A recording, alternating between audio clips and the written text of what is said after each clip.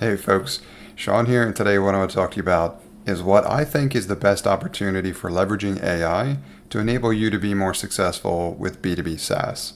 Now, there's so much changing so quickly in the world that is AI these days that it'd be impossible to cover all of it.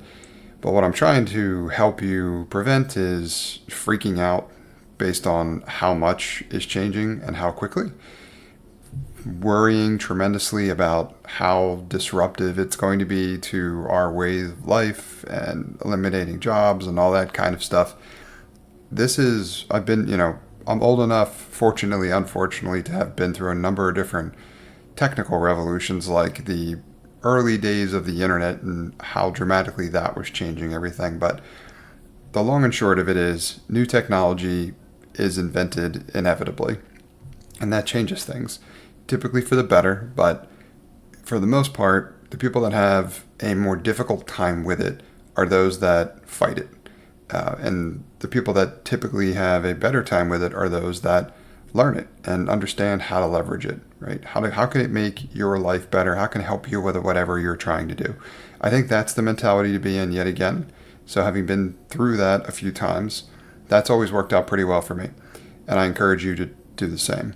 But what I really want to talk about is where I think the strengths are in terms of where AI is at the moment. Now, much like other technology we've seen in recent years, like blockchain, for example, it is still kind of being figured out in terms of where it's going to land and how it fits into the ecosystem, right? But it is definitely one of the more disruptive ones, if not the most disruptive one that I've seen because of its significant capabilities. However, having said that, until we really have a better understanding and where it's going to land and how most people are leveraging it, I want to share with you how I'm leveraging it for the most part thus far. And that's really to create what I'd consider to be different types of transformations or conversions. You can think of it as well. As in, you have something in one format and you need it in another. And the AI tools thus far seem to be great for helping you figure out how to do that. Now, one of the tools that I've been working on that I've told you about a few times already is I have a podcasting agency and we have bottlenecks in that process. I created a tool to help you automatically get show notes in a couple of minutes from a recorded episode.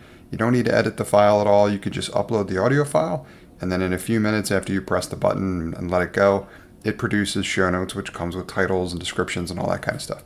I'm using AI to do something like that.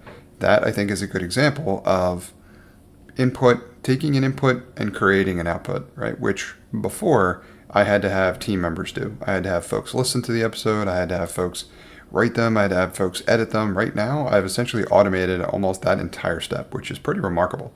So what I'd encourage you to do is think about it in this way. As in, I think one of the bigger strengths for the AI tools at the moment is being able to take your inputs and create the output that you're looking for in a particular step in the process for whatever it is you're trying to do. I would start by experimenting there because it's a limited scope, enables you to figure out your variables, get clear on what type of transformation you're trying to make, and then figure out how to fit the AI tools into the picture to evaluate whether or not they can do a better job than however you're doing that step today. And if they can, you just might look to incorporate that into your product.